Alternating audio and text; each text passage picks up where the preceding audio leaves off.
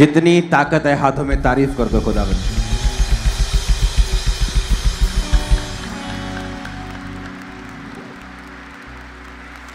Hallelujah. स्वागत है खुदावंद की प्रेजेंस में आप सबका। आवाज आ रही है सबको?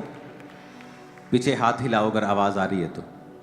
लास्ट में, आगे तो आ रही होगी। पीछे हाथ हिलाना अगर आवाज आ रही है तो। समझ आ रही है? अगली 5 रो में नए लोग बैठे हैं। अच्छा लग रहा है आपको देखकर।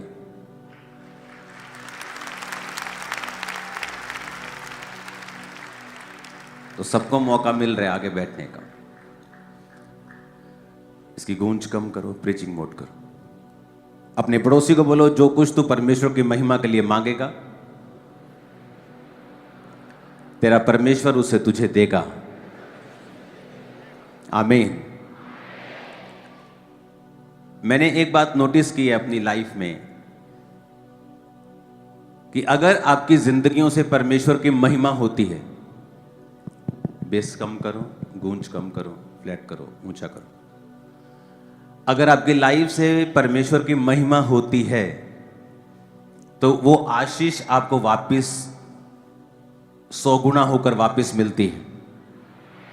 वो कोई भी किसी भी प्रकार की महिमा आपकी लाइफ से परमेश्वर को क्यों ना चाहे, चाहे वो आपकी गवाही हो कि देखो ये भाई ये बहन हमारे डिपार्टमेंट में काम करता है, रिश्वत नहीं लेता, व्यभिचार में नहीं, पवित्रताई में अच्छा जीवन जीता है।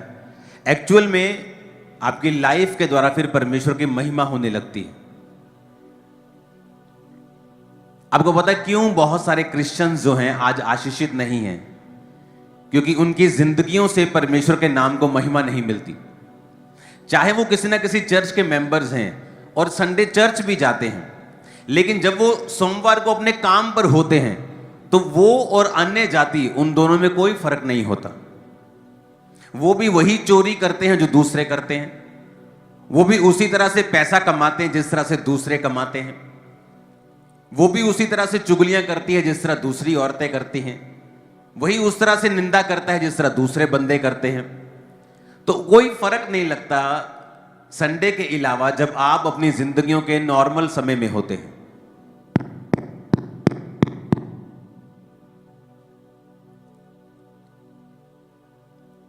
एक परिवार को मैं मिल रहा था संडे। अगर वो परिवार यहां पे है तो उसको आगे लेके आना। टेस्टिमनी शायद आपने नोट की होगी, आराम से बिना हिले डुले। तो वो मेरे को बता रहे थे कि जब आपकी शादी थी 2014 में, तो हमें किसी ने पम्फलेट दिया था। तो हम आपकी शादी को इसलिए अटेंड करने के लिए आए थे क्योंकि हम देखना चाहते थे क्रिश्चियन वेडिंग्स को।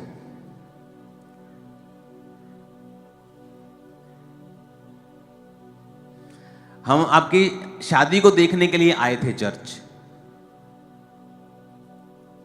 तो जब हम संडे दोबारा आए, आपकी शादी को जब हमने अटेंड किया, तो दोबारा मुझे देखने का दिल किया कि मैं संडे जाकर देखूं। तो मैं पहले भी उनकी शायद आप गवाही सुन चुके होंगे, लेकिन ये पार्ट मैंने पहली बार सुना था। आप एक शब्द में बता सकते हैं, परिवार का तारीफ करो परमेश्वर के इस परिवार के लिए। आप बता सकते हैं आपका नाम, आपकी दोनों बेटियां आप हाँ यही हैं?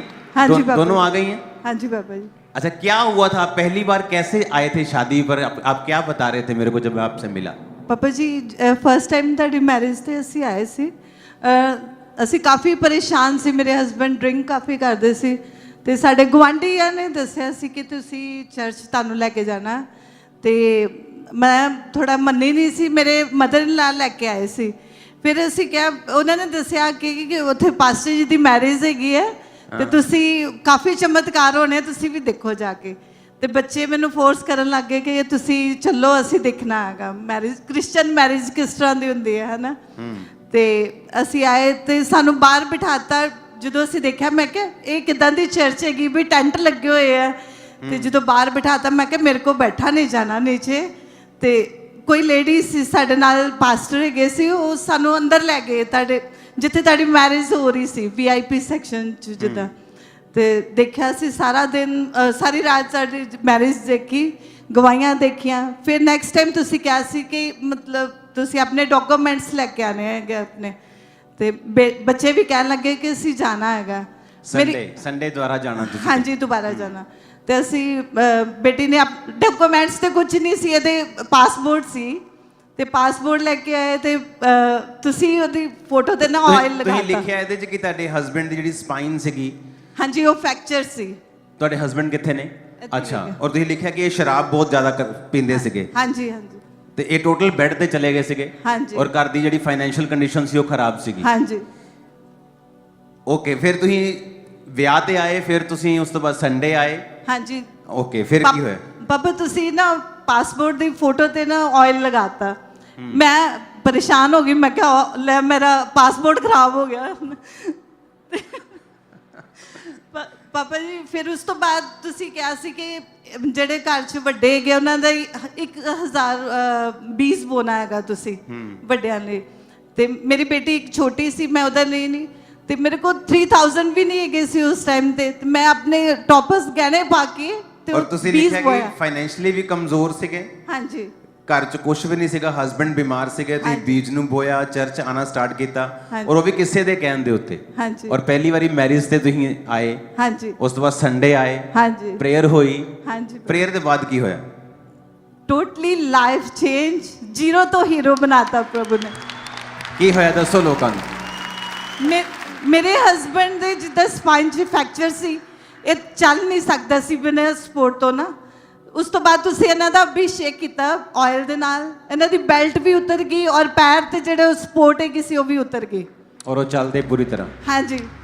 ਹੁਣ ਪਾਪਾ ਜੀ ਸਵੇਰੇ ਬਿਨਾਂ ਅਲਾਰਮ ਤੋਂ, ਬਿਨਾਂ ਕਿਸੇ ਮਤਲਬ ਤੰਗੀ ਆਪਣੇ ਤੋਂ, ਕੋਲ ਟਾਈਮ ਬਹੁਤ ਥੋੜਾ, ਹਾਂਜੀ ਤੁਸੀਂ ਪਾਪਾ ਜੀ ਇਹ ਰੋਜ਼ ਆਉਂਦੇ ਆ ਔਰ ਘੁਟਨਿਆਂ ਭਾਰ ਪ੍ਰੇਅਰ ਕਰਦੇ ਆ। ਬਿਲਕੁਲ ਹੀਲ ਹੋ ਗਏ। ਹਾਂਜੀ। ਬੇਟੀਆਂ ਦਾ ਕੀ ਬਣਿਆ? बेटी, दोनों बेटियां मेरी कनाडा और एक PR हो गई है। और साडा फाइनेंस प्रभु ने इतना ब्लेस किया है कि मैं दस नहीं सकती।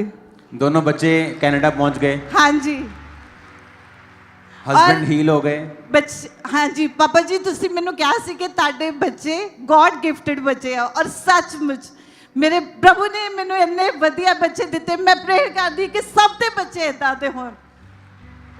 सुनो, अभी इतना टाइम नहीं है क्योंकि अभी वचन भी है और 2 टेस्टिमनी है। अगर इनकी टेस्टिमनी आपको खुल के बताएं, आपके कान खुल जाएंगे पूरी तरह से। मैंने अपनी मैरिज पे क्या फैसला किया था? मैंने कहा था मेरी मैरिज मैं चर्च के लोगों के साथ करूंगा, बंदगी करके हम करेंगे मैरिज। आप जानते कई बार, अब मेरे को देखो नहीं पता, मेरी मैरिज हो रही है, मेरी वाइफ साथ है, हम अपने काम में बिजी हैं, कुछ सामान, वो चर्च, सारे काम, और हमें नहीं पता कोई बंदे ऐसे आकर बैठे हैं जो सिर्फ मैरिज देखने के लिए आए। इमेजिन करो अगर यहां भी मैरिज के ऊपर गाने बज रहे होते, शराब चल रही होती, तो उनको कोई फर्क नहीं लगता। उनको लगता है जिस तरह हाँ हमारी मैरिजेस होती हैं, इनकी भी मैरिजेस हैं, तो शायद वो आते, अटेंड करते, कोई खाते पीते चले जाते। लेकिन उस मैरिज में परमेश्वर की हुजूरी थी, क्योंकि बंदगी चल रही थी, वर्शिप चल रही थी, तो परमेश्वर का आत्मा लोगों को छू रहा था। कितने मेरी बात को समझ रहे हैं? अब देखो, मेरे को नहीं पता कोई नॉन बिलीवर कितने बैठे हैं। मैं पता नहीं कितनी लोगों के मुंह से सुन चुका हूं, जब मैं उनसे जरूर पूछता हूं अच्छा आप चर्च में कब से आ रहे हैं?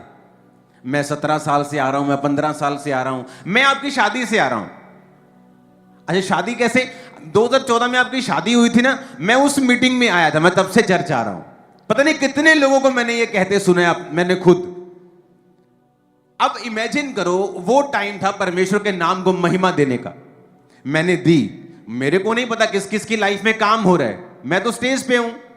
लेकिन उस मैरिज की वजह से, प्रभु के काम की वजह से कुछ लोग ब्लेस हो रहे हैं, कुछ लोग हील हो रहे हैं, कुछ लोगों की जिंदगियों से फाइनेंशियल शराब जो है वो खत्म हो रहे हैं। आप इमेजिन करो,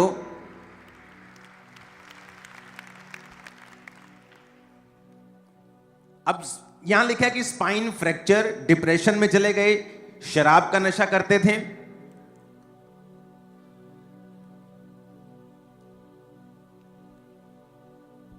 आपने लिखा कि आप अपनी बेटियों के फ्यूचर के बारे में सोच भी नहीं सकते थे। पापा जी सचमुच मैं मतलब प्रभु ने साड़ी औकात तो ज़्यादा दे दिता सानू। और मेरे हस्बैंड ने 300-400 रूहां बचाइयां। आप मेरी बात समझ रहे हो कि नहीं? एक फैमिली क्या बता रही है, और ये ऐसे कितनों की टेस्टिमनी होगी। मैं जो बात आपको बताना चाहता हूं वो ध्यान से सुनो। जब प्रभु की महिमा करने का समय होता है, आप जानते हैं आप ब्लेस क्यों होते। मेरे को नहीं पता कितने लोग ब्लेस हो रहे होंगे उस मैरिज से, लेकिन कैसे मालूम होता है कि परमेश्वर का मैं काम कर रहा हूं, मैं उसकी महिमा कर रहा हूं। जब ये ब्लेस, मुझे नहीं पता कि ये ब्लेस हो रहे हैं, पर ये जब ब्लेस होते हैं, आपको नहीं पता किसी को, हम भी ब्लेस हो रहे होते हैं साथ साथ। मेरे रास्ते भी खुल रहे होते हैं, मेरी प्रॉब्लम्स भी खत्म हो रही होती हैं। मेरे को नहीं पता क्यों, क्योंकि मेरी वजह से किसी की प्रॉब्लम्स खत्म हो रही, मेरी वजह से किसी के घर में आशीष आ रही। तो परमेश्वर देखता है कि अच्छा ये बंदा मुझ में है और ये खुश है और इसके घर में बरकत आ रही है। वजह कौन है? अच्छा वजह ये है, इसकी वजह से ऐसे इसने स्टैंड लिया कि मैं अपनी मैरिज पर गाने नहीं बजाऊंगा, शराब नहीं चलेगी, मेरी मैरिज के ऊपर कोई गंद मंद नहीं चलेगा, परमेश्वर की महिमा होगी। अच्छा इसकी वजह से ये परिवार ब्लेस हुआ है। तो परमेश्वर ने कहा जो तू बोएगा वो तू काटेगा, जो तू दूसरों के साथ करेगा मैं तेरे साथ करूंगा। तो ऐसे कितने परिवार होते हैं जो चर्च में आके ब्लेसिंग पाते हैं। अब वो मुझे पैसा थोड़ी देते हैं कि ये हम आपकी वजह से ब्लेस हुए, ये लीजिए पर्सनल पैसे आपके लिए। लेकिन परमेश्वर मुझे अपने तरीके से ब्लेस करता है, क्योंकि मैं दूसरों की ब्लेसिंग का अगर कारण बन रहा हूं तो परमेश्वर देखता है। इसलिए वचन में लिखा है कि जब एक अनाथ, जब एक विधवा तेरे कारण रोएगी तो मैं उस आंसुओं को देखकर उसका न्याय करूंगा और तू भी रोएगा। तो इसीलिए अयूब कहता था कि मेरे कारण विधवा आनंद के मारे गाती है, मैं अनाथों का सहायक रहा हूं। और अगर आप ध्यान से बाइबल पढ़ेंगे तो अयूब जो था उस देश का सबसे अमीर इंसान था।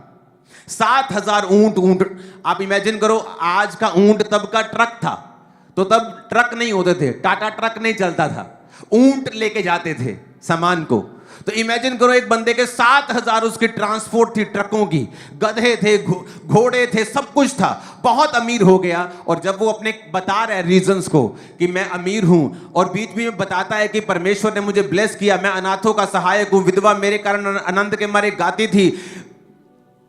जो परदेसी होते थे मैं उनका हाल जानबूझकर पूछ लेता था, पूछवा लेता था हाल उनका, बहाने बहाने से उनका हाल पूछता था। आज लोग परदेसियों को गाली निकालते हैं, वो तो यूपी से आया है, ये बिहारी हैं, ये पंजाबी, ये फलाने हैं, टमकाने हैं। और जो वो करते हैं लोगों के साथ, उनके साथ भी दूसरे वैसा ही करते हैं फिर, क्योंकि जो तू बोएगा वो तू काटेगा। और जब आप प्यार करते हैं, जब आप दूसरों के लिए आशीष का कारण बनते हैं, परमेश्वर आपको देखता है और फिर वो आपको वहां से ब्लेस करता है जहां से आपने सोचा भी नहीं होता। आप मेरी बात समझ रहे कि नहीं?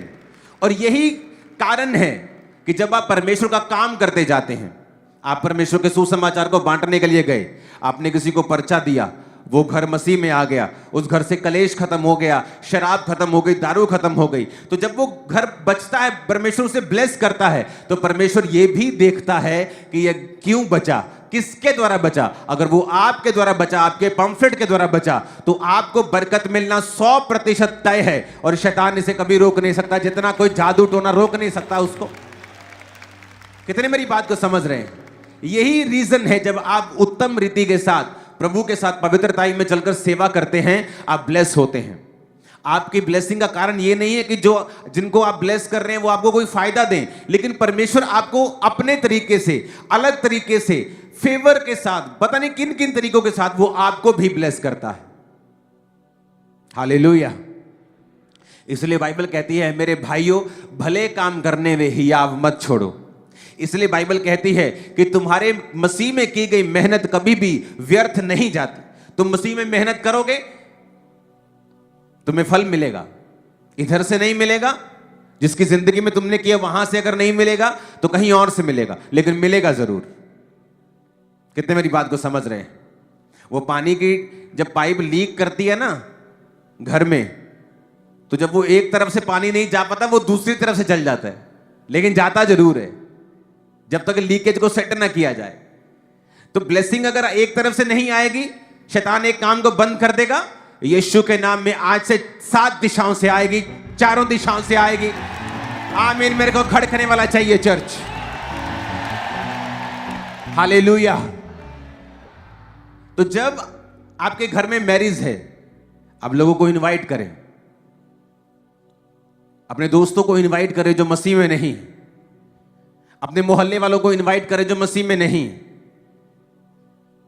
अपने कॉलेज फ्रेंड्स को इनवाइट करें, स्कूल फ्रेंड्स को इनवाइट करें, और उस मैरिज में बंदगी रखें, वर्शिप करें, आराधना करें, प्रभु को महिमा दे। जहां खुदा को महिमा देनी होती है वहां आप शैतान को महिमा देते हैं। वहां शराब चल रही होती है, वहां हर गलत काम चल रहा होता है, और फिर आपको लगता है कि वो मैरिज आपके लिए बरकत बनेगी, कि आपको लगता है कि आप उसमें सफल होंगे, आप स्मूथली चलेंगे, अच्छी रीति के साथ चलेंगे। जहां खुदा को महिमा देनी थी वहां बोलते नहीं नहीं नहीं, हमने नहीं मैरिज करनी। सारी उम्र लोग चर्च आते हैं, मां उनकी क्वायर में है, और मैंने देखा उनके बच्चों को जब प्रभु की महिमा करने का टाइम आता है तब ऐसी चीजें कर रहे होते हैं जो अन्य जातियां करती हैं। वो टाइम तो परमेश्वर को महिमा देने का था। अगर आपने प्रभु को महिमा दी होती, वो वापस आप ही के लाइफ में वापस आती। प्रभु कहता तू मुझे इज्जत दे रहा है लोगों के बीच में, मैं तुझे इज्जत दूंगा पूरी दुनिया के बीच में। तुम मुझे इज्जत दे रहा है अन्य जातियों के बीच में, रिश्तेदारों के बीच में, मैं तेरी इज्जत को बढ़ाऊंगा। और मैं भाई साहब, जब प्रभु इज्जत बढ़ाता है, दुनिया की कोई भी बड़ी से बड़ी जीन्स क्यों ना हो, तुम्हारी इज्जत नहीं खराब कर सकती। मैं आपको बता रहा हूं, इज्जत को बढ़ाने वाला परमेश्वर है, कम करने वाला भी परमेश्वर है। वो कहता मैं ही मारता हूं, मैं ही जिलाता हूं, मैं ही जख्म देता हूं और मैं ही मरहम पट्टी करता हूं। बाइबल कहती है जब तक मनुष्य को ऊपर से कुछ ना दिया जाए वो कुछ नहीं पा सकता है। जब ऊपर से आती है इज्जत, कोई दुनिया की ताकत उसे खराब नहीं कर सकती, कोई दुनिया की ताकत उसे नीचा नहीं कर सकती। तो इसका मतलब जो ऊपर से आता है वो सर्वोत्तम भी है। जो ऊपर से आता है दुनिया उसे छीन भी नहीं सकती है। आज से अपनी लाइफ में अगर प्रण कर लोगे ना कि प्रभु मेरे जीवन से तेरे नाम को महिमा मिलेगी, मेरे जीवन से तेरे नाम को आशीष मिलेगी, तेरे नाम को लोग आशीषित करेंगे, धन्य है परमेश्वर, धन्य है उसका नाम, कि तेरे नाम को लोग महिमा देंगे मेरे कारण। वायदा कर लो परमेश्वर से। और मैं आपको बता रहा हूं, संडे का जीवन, चर्च जाने वाला जीवन, ये कोई प्रभु को उस तरह से महिमा नहीं देता। संडे के बाद का जीवन, जो संडे आप सुन के जाते हैं, उसके बाद का जीवन जो सोमवार और मंगलवार और पूरा हफ्ता आप बिताते हैं, उसमें आप कैसा जीवन जीते हैं, उससे मालूम होता है कि वाकई आप मसीही हैं, वाकई आप परमेश्वर के लोग हैं, क्रिश्चियन हैं, आप नमक हैं, आप ज्योति हैं, परमेश्वर का रास्ता दिखाने वाले हैं। आमीन।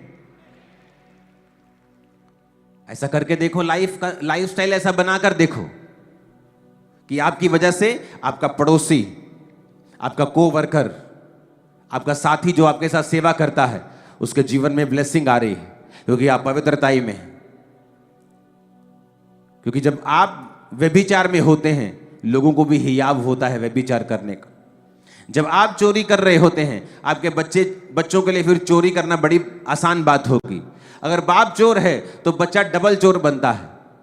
अगर बाप शराबी है तो बाप बोलता है बेटा 2 पैग कोई बात नहीं, लेकिन जब बच्चा बड़ा होगा वो 2 पैग नहीं, वो 10 पैग लगाएगा।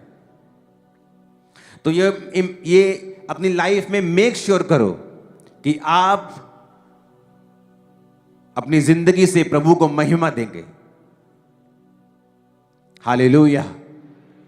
ऊंची आवाज में तारीफ करो खुदाबंद को जोर से।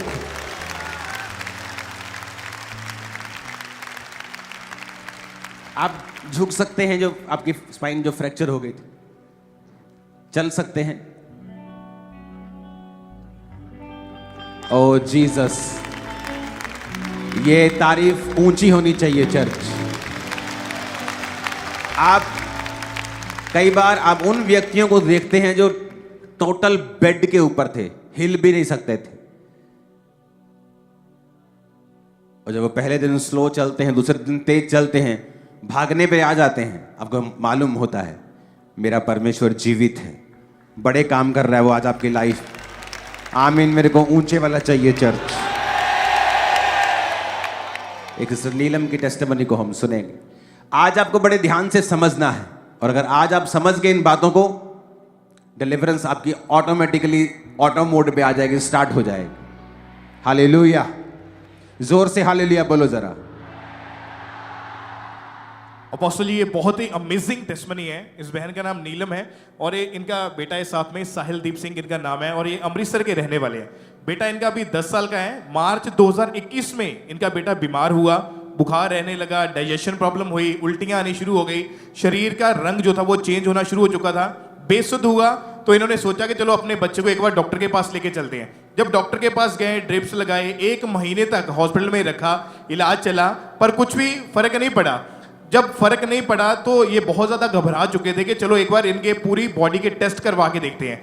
और अपोस्टल जी जब इनको हॉस्पिटल में लेकर गए, टेस्ट हुए, तो पता चला कि ब्लड जो है वो केवल बच्चे के अंदर 2 ग्राम रह चुका है। व्हाइट ब्लड सेल भी डाउन हो चुके हैं।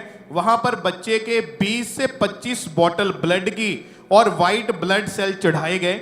लगातार ब्लड चढ़ाने के बाद भी जो खून था वो लगातार जो था वो डाउन होता जाता था डे बाय डे। फिर वहां के डॉक्टर्स ने जब बच्चे का बोन मैरो टेस्ट किया, जिससे रीढ़ की हड्डी में से फ्लूइड लिया गया, तो पता चला कि बच्चे को एक्यूट ल्यूकेमिया यानी ब्लड कैंसर हो चुका है। और ये बच्चा जब इनको हॉस्पिटल में 15 दिन तक लगातार एडमिट रखा, तो बाद में डॉक्टर ने इनको भेज दिया वापस, सेकंड हॉस्पिटल के लिए रेफर कर दिया गया। वहां पर बच्चे की कीमोथेरेपीज चली, 8 कीमोथेरेपीज हुई, 12 रेडिएशन थेरेपीज हुई। लगातार ट्रीटमेंट करने के बावजूद कोई फर्क नहीं पड़ा और यहां तक कि उस रेडिएशन थेरेपीज के कारण बच्चे की स्किन जो थी, बॉडी गलनी शुरू हो चुकी थी, बाल सारे झड़ चुके थे। सेकंड हॉस्पिटल वालों ने जब देखा, उन्होंने भी जवाब दे दिया, तीसरे हॉस्पिटल में रेफर कर दिया। वहां पे डॉक्टर ने जब चेक किया तो पता चला कि ब्लड कैंसर जो है उसके पूरे शरीर में फैलना शुरू हो चुका है, ब्रेन में भी उसके सेल बनने शुरू हो चुके हैं और वहां पर भी इनका बहुत लंबा ट्रीटमेंट चला। और साथ ही वहां पे इतना ट्रीटमेंट करने के बावजूद भी कोई फर्क नहीं था, बल्कि और भी ज्यादा जो थी बीमारियां बच्चे के शरीर में पैदा होती जा रही थी।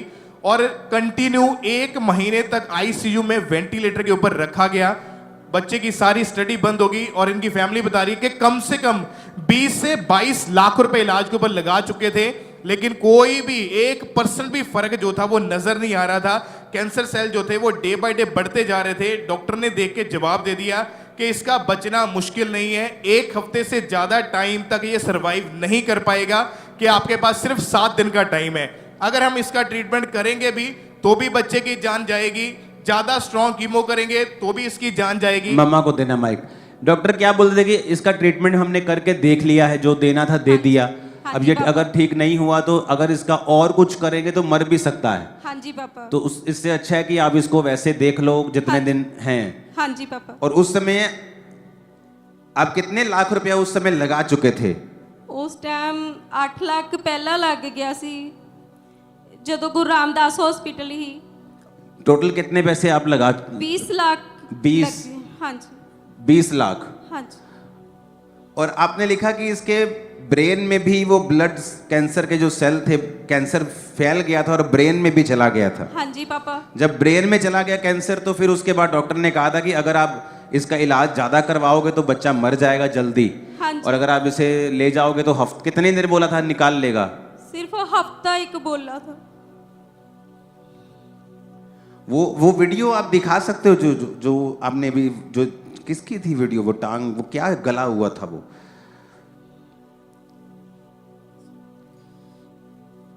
ਪਾਪਾ ਜੀ ਮੇਰੇ ਬੇਟੇ ਦੀ ਸੀ।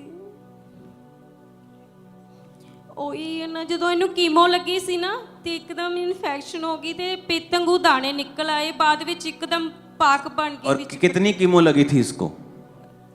ਇਹਨੂੰ 20 ਤੋਂ 25 ਲੱਗ ਗਈਆਂ ਹੋਣਗੀਆਂ। ओ जीसस। आप अगर ये टेस्टमनी को ध्यान से सुन ही लेना और देख ही ले तो आपके जितने टेस्ट हुए थे वो भी हम साइड पे अगर दिखाते रहेंगे उसको, तो जितने टेस्ट हुए थे कैंसर के, बोन मैरो, ब्लड, ये वो सारे टेस्ट आपके मौजूद हैं, वो सारे इसे स्क्रीन पे दिखाते रहो।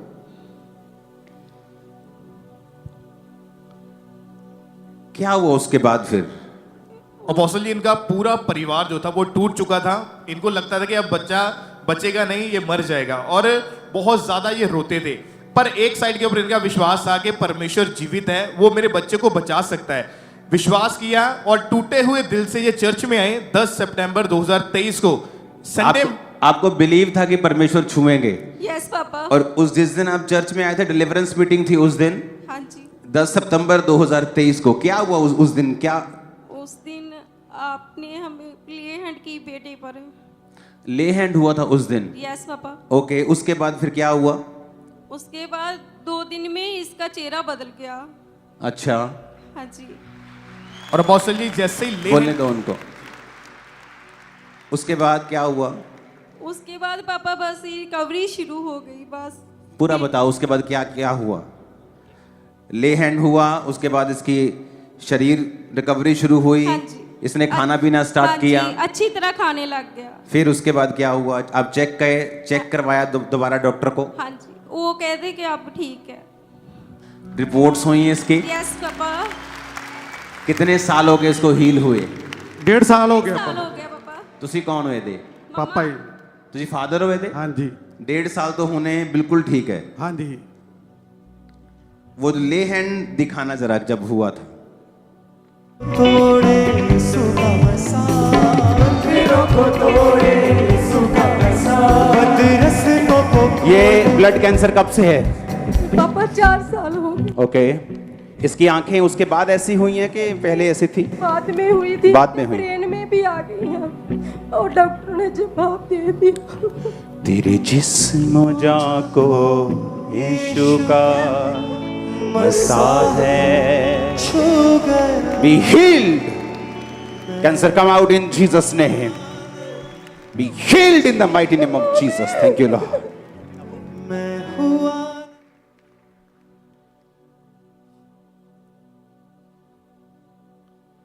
यार तू तो हीरो लगदा, हुन वाल तेरे ऐ सीधे करके आया था। की नाम है तेरा? हालेलुया। की नाम है तेरा काके? साहिल। साहिल नाम है। हूं तू अच्छी तरह रोटी खाना है, तू बिल्कुल ठीक है? हाँ जी। स्कूल जाना है तू? हाँ जी। पढ़दा है चंगी तरह? हाँ जी। मोबाइल तो नहीं ज्यादा वेखदा? नहीं। ओ जीसस जीसस। अपोस्टल जी उस ले हैंड के बाद वो ब्लड कैंसर का रोग जो था पूरी तरह से खत्म हो चुका है और ये बच्चा हील है। डॉक्टर ने कंफर्म किया कि वो ब्लड कैंसर पूरी तरह से बॉडी से खत्म हो चुका और ये बच्चा। अब देखो, उस ले हैंड वाली वीडियो को हम दोबारा देखेंगे और मैं चाहता हूं एक तरफ आप वीडियो चलाना, एक तरफ अब इन दोनों की शक्ल भी दिखाना, पूरे परिवार की। पहले का देखना और अब का देखना कितना फर्क है। वीडियो ऑडियो पहले की चलाना। को तोड़े सुबह मसा, फिरों को तोड़े सुबह मसा, बदरस को ये ब्लड कैंसर कब से है?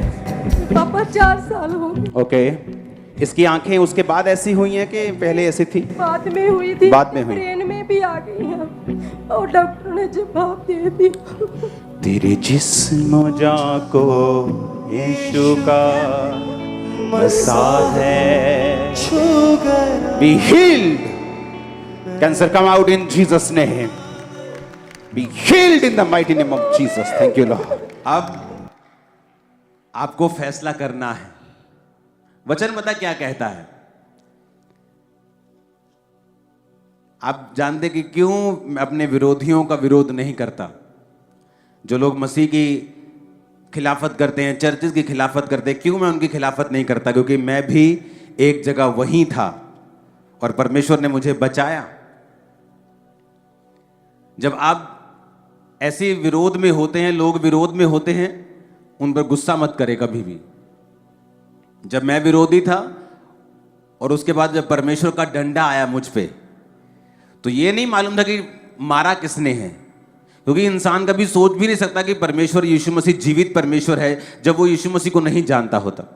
जब मैं मेंटली पागल हुआ, अपसेट हुआ, डिप्रेशन, एंजाइटी के अटैक इतने बढ़ गए कि बिना नशे हाई डोज लिए मैं रह नहीं सकता था। और जब वो रिश्तेदार जो हेल्प नहीं फिर कर सकते, डॉक्टर्स हेल्प नहीं कर सकते, कोई आपकी हेल्प नहीं कर सकता अगर परमेश्वर का डंडा है वो। तो दुनिया फेक है। आप जानते जब परमेश्वर यीशु मसीह, जब आप लूका 8 उसकी 49 आयत से पढ़ते हैं, तो आराधनालय के सरदार के घर में गए थे परमेश्वर। आप पढ़िए मत, मैं आपको सुनाता हूं। 49 से लेके 55 तक, 55 आयत तक। आप जानते जब परमेश्वर को उसने कहा कि प्रभु मेरे घर में बेटी बीमार है और मरने पे है, तो आके उस पर हाथ रख। तो रास्ते में जा रहे थे, वो मर गई। किसी ने आके बोला कि तेरी बेटी मर गई, गुरु को दुख मत दे, अब यीशु मसीह को मत दुख दे, इनको अपने काम करने दे, बहुत बिजी हैं ये और लोगों को चंगा करेंगे। तो परमेश्वर ने अनसुना कर दिया और परमेश्वर ने कहा मत डर, केवल विश्वास रख। जब प्रभु यीशु मसीह उसके घर में गए, तो जब घर में गए तो पतरस, याकूब और यूहन्ना को साथ ले गए। तो पता है आपको क्या लिखा है एक आयत में? कहता 51 में लिखा, घर में आकर उसने पतरस, याकूब और यूहन्ना और लड़के के माता पिता को छोड़ किसी को अपने अंदर नहीं आने दिया भीतर। सब उसके लिए रो पीट रहे थे, परंतु उसने कहा रोवो मत, ये लड़की मरी नहीं है परंतु सो रही है। तो जीसस ने जब अंदर गए तो 12 चेले थे, तो परमेश्वर नहीं चाहते थे कि थोड़ा कम विश्वास वाला बंदा उनके साथ जाए, या तो परमेश्वर फुल फेथ, जो आत्मा से भरे हुए लोग हैं उसके साथ थे। पतरस, याकूब, यूहन्ना और लड़की के माता पिता अंदर गए तो परमेश्वर ने, लोग रो पीट रहे थे तो परमेश्वर ने लोगों को रोका। परमेश्वर ने कहा रो मत, लड़की मरी नहीं है परंतु सो रही है। पता है अगली आयत में क्या लिखा? अगली आयत में लिखा, वो ये जानकर कि वो मर गई है उसकी हंसी करने लगे। यीशु मसीह की हंसी करने लगे, हंसने लगे सब यीशु मसीह के ऊपर। क्या ऐसे हो सकता है कि आप बड़े दुख में हो और एकदम से आप हंसने लग जाएं? नहीं, वो दुख में नहीं थे, वो लोग एक्टिंग कर रहे थे रोने की। रिश्तेदार एक्टिंग कर रहे थे रोने की। कोई इतना दुख में नहीं होता जब आप बीमार होते हैं, आपके अलावा या आपके करीबी परिवार के अलावा, आपकी मां के अलावा, बाप के अलावा, आपकी पत्नी पति के अलावा, आपके बच्चों के अलावा कोई इतना दुखी नहीं होता, आपका भाई, आपकी बहन के अलावा। तो बाइबल कहती जैसे ही प्रभु यीशु मसीह ने कहा नहीं नहीं मरी थोड़ी है वो तो सो रही है, ही सब हंसने लग गए वहां। अरे भाई क्या हो गया एकदम? तुम तो दुख मना रहे थे, अभी तुम तो रो रहे थे, सभी पीट रहे थे, एकदम से कैसे हंसने लग गए? क्योंकि ये दुनिया फेक है, ये फेक लोगों की जनरेशन है, फेक लोगों के बीच में आप रहते हो। ये दुनिया आपको बताती तो है, जताती तो है कि वो बड़ी दुखी है। आपके घर में अफसोस मनाने के लिए लोग किसी के घर में आते हैं, आते होते हुए साथ में टाइम भी देखते हैं, चलो भैन जी हुण अंदरों सोचते चलो चलिए हुण दुकान बंद हो जानी सूटां वाली, कि इत्थों अफसोस करके वे सूटां वाली दुकान वाल भी जाना, फिर चुन्नी भी रंगवाण जाना, फिर बंदा कहता मैं काम भी करना, मैं शर्ट भी लेनी, मैं जीन भी लेनी। वो तो सिर्फ आपके साथ सिंपैथी जताने के लिए आए हैं, दुख मनाने के लिए नहीं आए। जो दुखी है वो आप हैं या आपका इमीडिएट परिवार है, और कोई आपको दुख से फ्री नहीं कर सकता। आप जब लाइन में थे ले हैंड की, कितने लाख रुपए आपने मुझे दिया ले हैंड के लिए? 0 सर। आप ले हैंड में हैं और आप पे ले हैंड हो रहा है, और मैं देख रहा हूं कि ये बच्चा किधर देख रहा है। उसकी आईज भी प्रॉपर नहीं थी, वो देख भी नहीं रहा था प्रॉपर जब उसके ब्रेन में ये चीज चली गई थी। तो जब मैंने छोटे बच्चे को देखा तो मैंने तभी सामने पर्ची पे इनके लिखा था कि ब्लड कैंसर ये है वो है, इतने साल से अब ब्रेन में चला गया, डॉक्टर ने जवाब दे दिया। तो वो देख भी नहीं पा रहा था वो। अब कोई आपका इलाज नहीं कर सकता। वो लोग जो बड़ी बड़ी धर्म की बातें करते वो आपको बचा नहीं सकते, वो आपको पैसा दे सकते इलाज कराने के लिए, लेकिन जब कुछ भी ना हो, जब शैतान ने कर्स ही कर दिया हो, आपकी लाइफ को कर्स बना दिया हो, तब तो मेडिसिन भी काम नहीं करती है, तब क्या करेंगे? लेकिन वचन में लिखा है जब जीसस क्राइस्ट की एंट्री होती है आपकी लाइफ में, शर्मिंदगियां खत्म हो जाती हैं और जाहिर होता है कौन फेक है आपकी लाइफ में, कौन नकली है, कौन असली है, सब कुछ जाहिर होता है। अगर कोई आपसे सचमुच प्यार करता है, आपका कोई रिश्तेदार या आपका समाज, तो आपके मसीह में आने पर वो आपको सजाएं क्यों देगा? आपको मारने की बातें क्यों करेगा? क्योंकि वो आपसे प्यार नहीं करता है। अगर वो आपसे प्यार करता, आपको मारने की बात थोड़ी करता। अगर आप उनका अपना बेटा कोई बेटी गलती करता है तो वो उसको फांसी थोड़ी चढ़ा देते हैं, बोलते मानता नहीं, गल नहीं मानता जी साडा मुंडा, कहना बाहर। लेकिन जैसे ही आप उनकी बात नहीं मानते, वो आपको मारने के लिए भी तैयार हो जाते हैं, क्योंकि वो आपसे प्रेम नहीं करते। प्रेम प्रभु यीशु मसीह ने किया और बाइबल कहती जैसे ही प्रभु यीशु मसीह ने उस घर में एंट्री की तो फेक लोग भी जाहिर हो गए। अरे तुम तो रो रहे थे, अभी तुम हंसने लगे हो। ऐसा कैसे हो सकता है कि एक बंदा अंदर से बड़ा दुखी हो और छोटा सा चुटकुला सुनने पर वो हंस पड़े, या ऐसी बात जो उसको फनी लग रही है वो एकदम से ही हु करके हंस पड़े, क्योंकि वो अंदर से दुखी नहीं है। जब आप दुखी होते हैं तो बाइबल कहती है जब प्रभु यीशु मसीह एक जगह जा रहे थे तो रास्ते में परमेश्वर ने नाइन नामक नगर को वो जा रहे थे तो रास्ते में परमेश्वर ने एक अर्थी देखी। तो बाइबल कहती है जब परमेश्वर ने अर्थी देखी तो वो एक विधवा औरत का एक लौता पुत्र था। जब सारे रो रहे थे तो वचन कहता है लूका 7 और उसकी 13 आयत को कि प्रभु को देखकर तरस आया और उसने कहा मत रो। कोई ऐसा नहीं जेन्युइनली जो आपको कहे तू रो मत, मैं तेरे साथ हूं। कोई ऐसा नहीं। आपका परिवार आपके साथ होगा, लेकिन आपका परिवार भी आपको यह बोल सकता है रो मत, लेकिन आपके आंसुओं के कारण को खत्म नहीं कर सकता। एक तो ऐसे लोग हैं जो आपको बोलेंगे रो मत, लेकिन अंदर से खुश है कि आप रो रहे हैं। आपका परिवार ऐसा है जो बोलता है दुखी आपके साथ कि रो मत, लेकिन वो भी आपके दुख को दूर नहीं कर सकता। लेकिन प्रभु यीशु मसीह ऐसा है जो आपको कहेगा भी रो मत, और आपके आंसुओं को भी पोंछ देगा और आपके दुखों को भी सदा के लिए खत्म कर देगा। और बाइबल कहती है जब नाइन नामक नगर को प्रभु यीशु मसीह गए और देखा कि विधवा का इकलौता बेटा बीमार और मर गया। पहले तो है विधवा, उसका इकलौता बेटा भी मर गया। जब परमेश्वर ने, बाइबल कहती है, देखा, तो जब नाइन नामक आप नगर को देखते हैं, यूनानी भाषा में 3484वां शब्द, एक फिलिस्तीन में यह स्थान था नाइन, जो कि हिब्रू भाषा से इसका नाम लिया गया था। 4999 शब्द, जिसका मतलब है ए होम, ए प्लेजेंट प्लेस। उस नगर का नाम था एक सुंदर जगह, एक खुशनुमा जगह। एक खुशनुमा जगह से एक बदबूदार खबर आ रही है और एक बदबूदार अर्थी आ रही है। तो यीशु मसीह ने कहा यह तो नॉनसेंस है।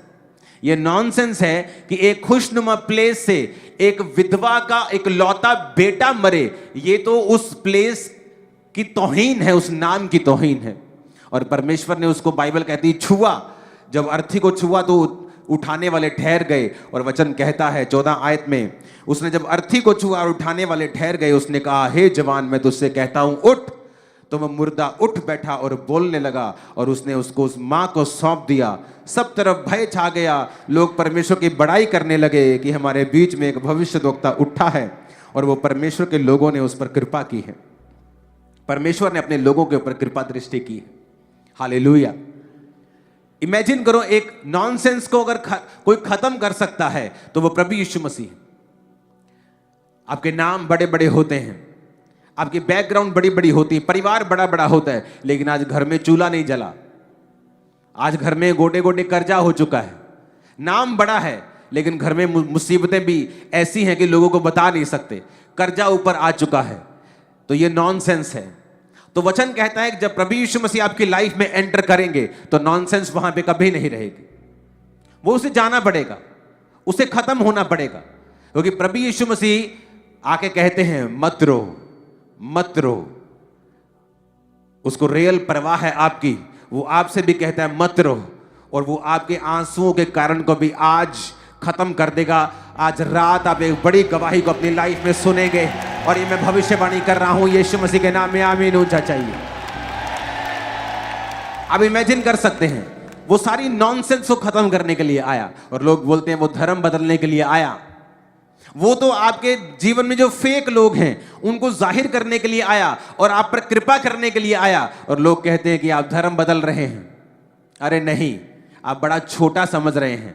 ये तो बड़ी छोटी सी चीज है। प्रभु यीशु मसीह बहुत बड़े बड़े कार्य आपकी लाइफ में करने के लिए आए हैं।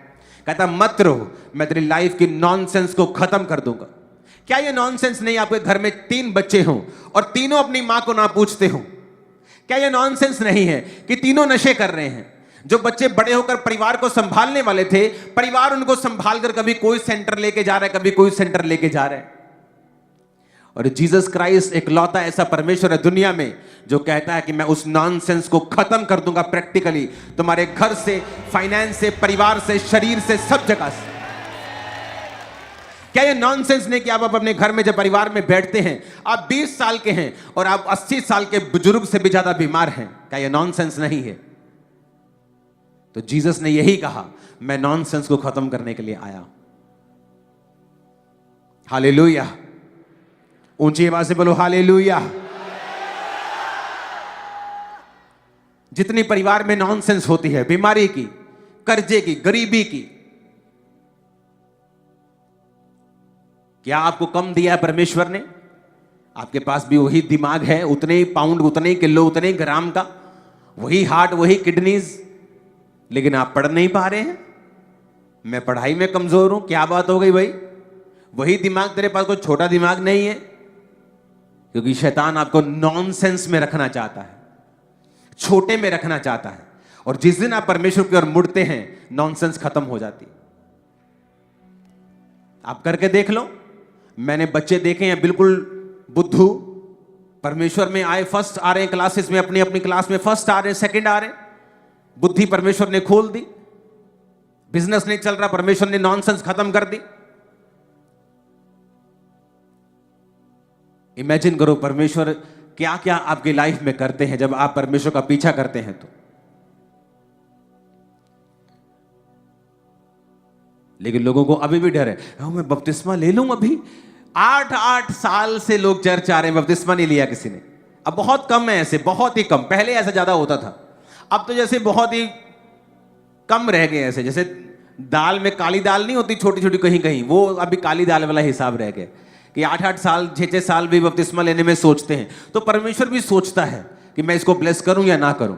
वो कहता है तुझे शर्म आती है, तू झिझकता है, मुझे भी शर्म आती है तुझे अपना कहने में, मुझे भी झिझक आती है तुझे ब्लेस करने में। मैं अपनी लाइफ में ब्लेस इसलिए हूं कि जब मुझे यीशु मसीह का वचन मालूम होता था, उसी सेम टाइम मैं उस वचन को फॉलो करता था। Same time. अगर मालूम था कि ये गलत है, खत्म करना है, खत्म। ये सही है, शुरू करना है, शुरू, खत्म, बस।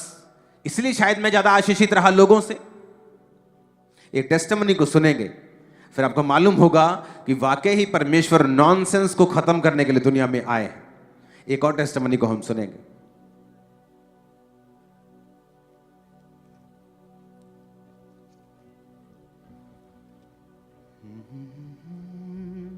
अपोस्टल जी, ये बहुत ही अमेजिंग टेस्टिमनी है। इस बहन का नाम हरलीन है और ये गुरदासपुर शहर के रहने वाले हैं। इनकी उम्र अभी इस वक्त 28 साल है और जब ये 14 साल के हुए, जब चेक किया कि पीरियड्स नहीं आए और इनकी उम्र जब बढ़ती गई तो पीरियड्स नहीं आए थे, डॉक्टर के पास इनके मदर इनको लेकर गए। वहाँ जब इनकी स्कैनिंग हुई तो डॉक्टर ने बहुत ही हैरान कर देने वाली बात बताई कि यूट्रस जो है वो बिल्कुल छोटा है, यानी कि ना के बराबर है, जैसे एक छोटा सा कोई दाना होता है उसके बराबर है। और यूट्रस बाय बर्थ से ही ग्रो ही नहीं हुआ है। डॉक्टर का ये कहना था कि पीरियड्स कैसे आएंगे, ये पूछते थे डॉक्टर से। और ये सुनकर इनके मदर जो थे वो पूरी तरह से शॉक्ड हो चुके थे। विश्वास नहीं हुआ कि ये कौन सी घटना हमारे साथ हो गई है। सेकंड डॉक्टर के पास लेकर गए, वहां पर भी स्कैनिंग हुई तो सेम ही डॉक्टर ने बताया। और इनके मदर इतने ज़्यादा परेशान हुए, रोने लगे कि ये क्या हो गया है। और इसी दौरान 4 से 5 डॉक्टर बदले, ट्रीटमेंट करवाया, पर कोई भी रिजल्ट कभी नजर नहीं आया। डॉक्टर्स ने यहां तक क्लियरली बोल दिया था कि अगर यूट्रस ही नहीं है तो पीरियड्स कहां से आएंगे, प्रेगनेंसी होना तो नामुमकिन है, इम्पॉसिबल है कि आप कभी मां भी नहीं बन पाएंगे। यह सब बातों को लेकर इनकी मदर और ये बहन इतने ज्यादा चिंतित थे अपने फ्यूचर को लेकर। और इनके मदर सोचते थे कि कौन इससे शादी करेगा। और ये इनके मदर सोचते कि मेरी बेटी जो है इसकी पूरी लाइफ खराब हो गई है। और किसी से वो बात नहीं करते थे, प्रॉब्लम को शेयर नहीं करते थे कि हमारी बेटी जो है वो बड़ी हो रही है। और इनके फ्यूचर को लेकर बहुत ज़्यादा टेंस थे और बोलते थे कि ऐसे जीने से अच्छा है, ये बहन बोलते थे कि ऐसे जीने से तो अच्छा था कि मैं पैदा ही ना होती, जन्म ही ना लेती। अगर जन्म होता तो मैं उसी टाइम में मर जाती। ऐसे ख्याल हमेशा इनके मन में चलते थे। डिप्रेशन में रहते, गुमसुम रहते, किसी से बात ना करना। इस तरह से इनके फादर मदर ने सोच लिया था कि हम इसकी शादी नहीं करेंगे, इसको सारी उम्र हम अपने पास ही रखेंगे। फिर एक दिन 2018 में इनके मदर किसी दुकान से, जहाँ से कपड़े सिलाई करवाते थे, वहाँ पर गए और उस बहन को रोते हुए अपनी बेटी की कंडीशन के बारे में बता दिया। और उस बहन ने, वो पहले से विश्वास में थे, उन्होंने 2018 में इनकी मदर को अंकुर नुला मिनिस्ट्रीज के बारे में बताया। इन्होंने मीटिंग को अटेंड करना शुरू किया, चर्च में आए और जब यहाँ पर आए तो देखा कि यहाँ तो बहुत बड़ी बड़ी गवाहियाँ हो रही है कि परमेश्वर कैसे बांझ को बच्चों के साथ ब्लेस कर रहा है, गवाहियाँ हो रही हैं, बिलीव बढ़ने लगा, लगातार चर्च में आना शुरू किया। फिर ईस्टर मीटिंग थी 2018 में 1 अप्रैल को, और अपोस्टल जी उसमें आपने जब प्रार्थना करी कि मुर्दा गर्भ जी उठे, परमेश्वर आपको फल लाने के लिए परमेश्वर ने बुलाया है। और जैसे ही इस बहन ने फेथ के साथ प्रार्थना को रिसीव किया, चर्च में ये मौजूद थे, अगले महीने इनको ब्लीडिंग होना शुरू हो गई और ये हैरान हो गए और डर भी गए अंदर से कि ये कैसे हो सकता है, बिना यूट्रस के कैसे ब्लीडिंग हो सकती है। इनके मदर घबराए हुए डॉक्टर के पास गए, लेकर वहां स्कैनिंग हुई, डॉक्टर ने बताया कि ईस्टर वाले दिन, जिस दिन ये खास प्रार्थना होती है कि जिस तरह प्रभु यीशु मसीह मुर्दों में से जी उठे, आपकी सारी चीजें जी उठे जितनी मरी हुई है। और आपके मदर हैं यहाँ, अच्छा नहीं, आपने लिखा कि आपके मदर डर गए कि अंदर कोई और प्रॉब्लम ना हो, तो वो इस चक्कर में चेक करवाने के लिए गए थे कि अंदर कोई और प्रॉब्लम ना पैदा हो गई हो। जी पापा। हाँ, क्या हुआ आप खुद बताओ। जब आपको जब ब्लीडिंग हुई डॉक्टर के पास जब आप गए तो फिर हम डॉक्टर के पास गए, उन्होंने स्कैनिंग के लिए बोला, फिर हम स्कैनिंग कराई मैंने, फिर यूट्रस का normal size in shape. Oh Jesus. फिर क्या हुआ? फिर मुझे हर मंथ लगातार पीरियड्स आने लगे और मेरी और आपने लिखा कि डॉक्टर हैरान हो गए। डॉक्टर उन्होंने बोला जो है ही नहीं पेट में वो चीज, वो कैसे आ गई, और वो भी नॉर्मल साइज इन शेप जो होती है। आपने लिखा कि एक बहन गुम सुन हो गए। कौन? आपके मम्मी? मैं भी और मम्मी भी। क्या गुम सुन हो गए उधर ही? हाँ कि जी, ये क्या हो हैरान गया? हो गए, डॉक्टर भी।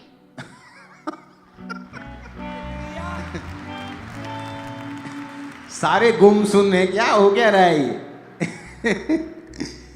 हालेलुया। आपकी शादी हुई हाँ जी। 2022 में, जी पापा। प्रेगनेंसी हुई, हाँ जी पापा। बेटा हुआ। जी पापा। और जीसस क्राइस्ट वो करदा भला अपने लोकां दे नाल, वो करदा भला अपने लोकां दे नाल, ओदा बकरा अरदास सदा, यहोवा मेरा बादशाह, वो करदा भला सदा, यहोवा मेरा बादशाह, वो करदा भला सदा। ऊंची आवाज से बोलो हालेलुया। हालेलुया। और आपने ये भी लिखा है कि आपके परिवार में ये प्रॉब्लम भी थी कि बेबी बॉयज नहीं होते थे। जी पापा। 17 साल बाद आपके परिवार में बेबी बॉय हुआ है। जी पापा। और तारीफ करो जोर से।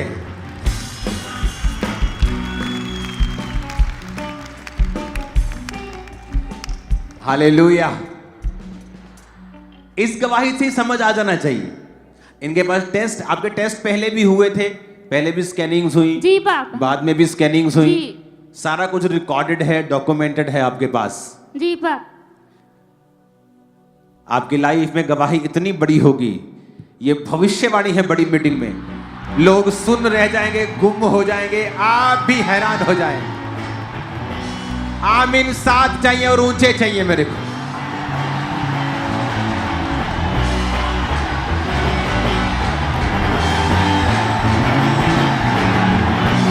Hallelujah, hallelujah.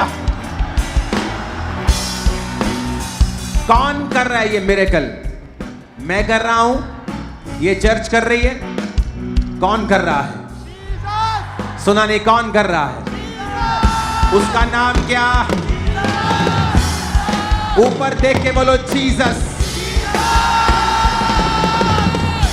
हालेलुया।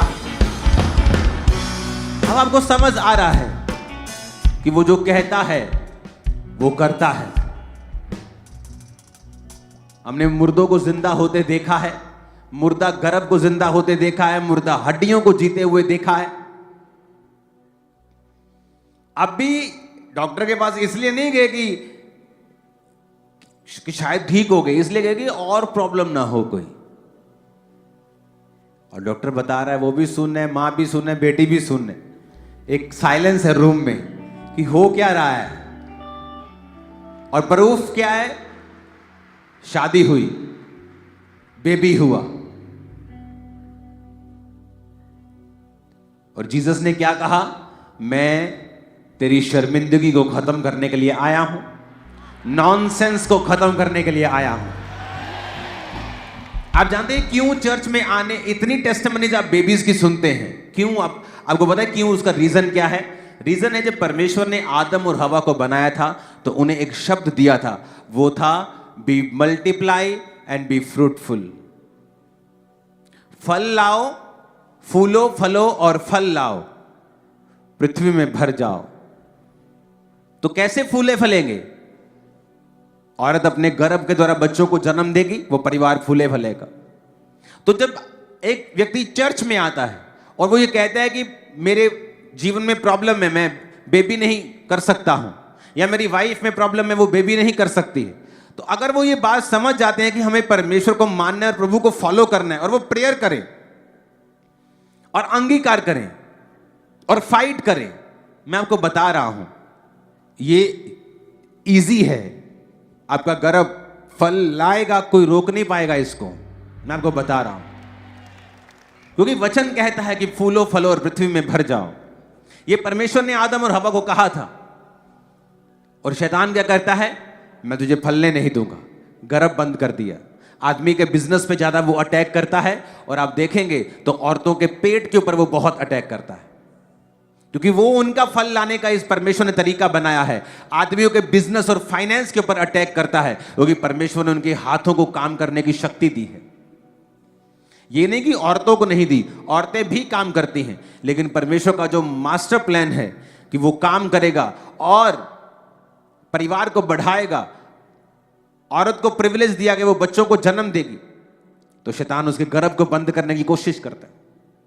और जब एक आदमी मसीह में आता है और वो कहती है कि मैं बेबी नहीं जन सकती क्योंकि अंदर यूट्रस ही नहीं है, निशान है, निशान भर का यूट्रस है अंदर। जैसे किसी का अंग सूख जाता है, जैसे लोगों के हाथ, कईयों के हाथ नहीं होते तो उंगली नहीं होती, तो उंगली की जगह पे एक छोटा सा बिंदु होता है कि यहां उंगली ने पनपना था लेकिन वो पनपी नहीं। मैंने देखे हैं लोग बहुत ऐसे। तो अंदर यूट्रस का निशान है लेकिन यूट्रस नहीं है। तो परमेश्वर ने कहा मैं नॉनसेंस खत्म करने के लिए आया हूं। मैंने नाइन नगर की विधवा के जीवन में ऐसा किया था, अब मैं तेरे जीवन में भी ऐसा करूंगा, क्योंकि मैं एक सा रहने वाला परमेश्वर हूं। हालेलुया। ऊंची आवाज में हालेलुया बोलो जरा। आज आपको हमें ये समझ लेनी चाहिए कि अगर हम परमेश्वर का पीछा करते रहेंगे, परमेश्वर को फॉलो करते रहेंगे, कई बार क्या होता है हम थक जाते हैं। बाइबल कहती परमेश्वर एक जगह जा रहे थे तो रास्ते में तूफान आ गया और नाव डोलने लगी। नाव डोली तो चेले घबरा गए कि प्रभु तू सुत्ता पिया, तेनू पता नहीं लगता इन्ने रियाई थे असी मरन लग गए। तो परमेश्वर, बाइबल कहती उठे और परमेश्वर ने आंधी और तूफान को डांटा, शांत रहने के लिए, थम जाने के लिए बोला, और पानी थम गया, आंधी थम गई। तो चेले बड़े हैरान हुए, लेकिन चेलों को मालूम नहीं था ये तूफान क्यों आ रहा है। और बाइबल कहती जहां नाव रुकी, जहां परमेश्वर फिर रुके, वहां पागल व्यक्ति जो अपने आप को पत्थरों से घायल करके नंगा रहता था और उसको सांकलों से, बेड़ियों से, लोहे की जंजीरों से बांध कर भी रखते थे तो जंजीरें तोड़ देता था, वो परमेश्वर से मिला। उसके अंदर दुष्ट आत्माएं थी, परमेश्वर ने उसे दुष्ट आत्माओं से आजाद किया। कई बार आपकी लाइफ में जब डिलीवरेंस आनी होती है, शैतान से आपको परमेश्वर डिलीवर करना होता है परमेश्वर ने आपको, तो एक रात पहले, कुछ महीने पहले, कुछ दिन पहले आपकी लाइफ में तूफान आता है। आप घबरा जाते हैं, वो प्रभु तेनू पता नहीं चलता मैं नाश हो रहा, तेनू पता नहीं चलता मेरा बिजनेस कितने जा रहा, तेनू पता नहीं चलता मेरे पेन हो रही, तेनू पता नहीं चलता मेरे जीवन च कितनी प्रॉब्लम्स ने। शैतान आपको तंग करने की कोशिश करता है, लेकिन अगर आप आत्मिक आंखों को खोल लें और देखें कि प्रभु आपके संग है, आपके जीवन में कोई ऐसा पाप नहीं है जिसकी आपने कन्फेशन नहीं की, आपने उसको अंगीकार करके छोड़ा नहीं है, आप प्रार्थना करते हैं, उपवास रखते हैं, टाइट देते हैं, आप प्रभु के साथ चल रहे हैं, डोंट वरी, वो तूफान नहीं है, वो आने वाली डिलीवरेंस की एक निशानी है जो परमेश्वर आपकी लाइफ में देने के लिए जा रहा है। तो घबराएं मत मुसीबतों से। जब शैतान आपके सामने मुसीबत को लेकर खड़ा हो जाए तो ये बात समझ लें कि वो इसीलिए आपसे झुंझला रहा है, आप पर खिंच रहा है, आपकी खिलाफत कर रहा है, क्योंकि उसे दिख रहा है कि अब आने वाले दिनों में आप और डिलीवर होंगे, और मजबूत होंगे, और शानदार तरीके के साथ आप चलने वाले हैं अपने फाइनेंस में, आपको ऐसा रिजल्ट आने वाला है लाइफ में कभी इमेजिन नहीं किया होगा। आप फाइनेंस की उस ऊंचाई तक जाने वाले हो, आपने कभी इमेजिन भी नहीं किया होगा। आप आगे के बाद इतना आगे चले जाएंगे कि लोगों की वो ड्रीम लाइफ होगी जो आपकी नॉर्मल होगी। मैंने आमीन को ऊंचा सुनना है चर्च यीशु मसीह के नाम में।